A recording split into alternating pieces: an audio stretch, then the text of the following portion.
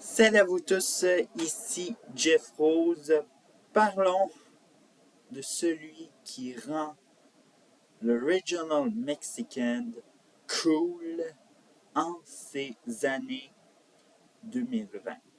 J'ai nommé Peso Pluma. Hassan Emilio Caballero, juste vous dire, mon espagnol, s'il est massacré, c'est normal.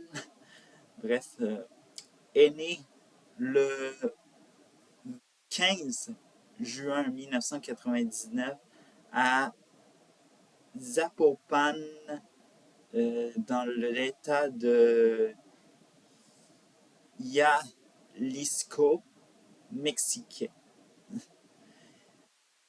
Le jeune Hassan a eu un intérêt pour la musique dès la préadolescence. Il a appris à jouer de la guitare via Internet et commence à écrire ses premières chansons dans un journal, une sorte de journal intime, mais un journal intime pour musiciens, soit disons-le.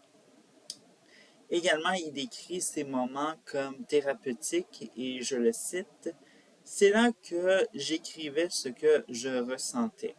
Puis j'ai réalisé que certaines choses rimaient. J'ai continué à m'entraîner et je me suis amélioré avec le temps. Plus tard, Hassan va commencer à écrire des chansons avec son cousin Roberto. Roberto, connu également dans le milieu comme sous le nom de scène Tito Double, je ne sais pas si c'est double, je ne sais pas si double ça se dit la même chose, double en espagnol, bref. En tout cas, Tito Double P. En 2020, Peso Pluma signe avec le label indépendant El Cartel de Los Angeles et publie 3 albums. Alors donc, les albums concerts Disco en Vivo, volume 1, volume 2, et le premier album studio à Eke. L'année suivante, il publie son deuxième album studio, Efectos Secundarios, qui inclut la chanson Pour la Noches, Si pour la Noches, pour las Noches, excusez-moi, n'est publié que en 2021. Elle connaîtra un succès en 2023 via TikTok.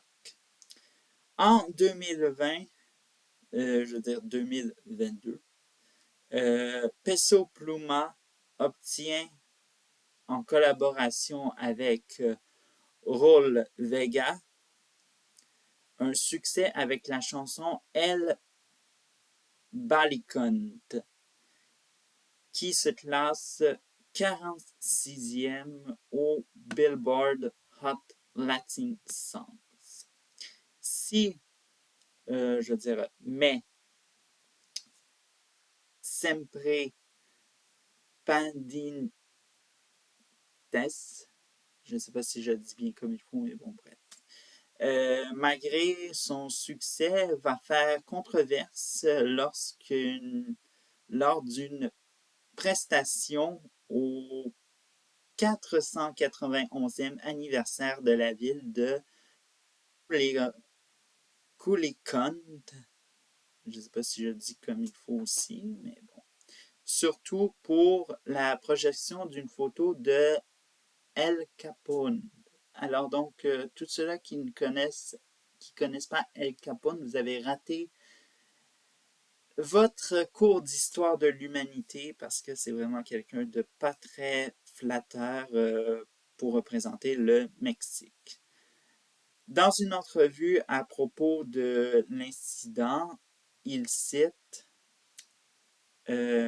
Ils ont essayé de me salir, mais ce n'est rien qui ne puisse être réparé. J'ai continué à avancer dans ma carrière. Il va également démentir les rumeurs avec, disons-le, avoir des liens entre lui et le cartel. 2023 est une grosse année, notamment la sortie du troisième album studio Genesis. Aux États-Unis, l'album va se classer troisième et est à ce jour la meilleure position pour un album regional mexicain. Il marquera à nouveau l'histoire aux États-Unis avec le groupe Eslabon Armado, soit la première chanson regional mexicaine à se classer dans le top 10 aux États-Unis. Je ne sais pas si j'ai dit 2 fois les États-Unis, mais bon, bref. Alors donc, le titre de la chanson, c'est Ella Baila Sola. N'oublions pas les nominations et les prix comme le prix Grammy du meilleur album Musica Mexicana ou encore le MTV Europe Music Awards du nouvel artiste.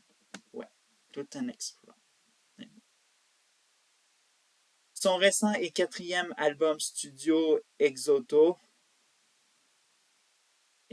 paraît presque un an après le précédent album studio, mais une chose qui n'a pas changé, c'est que le succès est toujours au rendez-vous.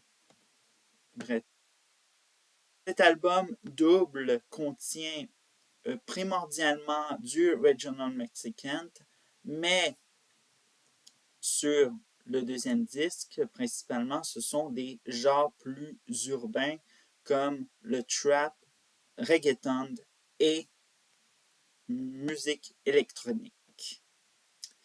Comme vous le constatez à date, en 5 ans de carrière, Peso Pluma a réussi à nous faire voir d'un autre œil le régional mexicain. C'était Jeff Rose pour Country PD.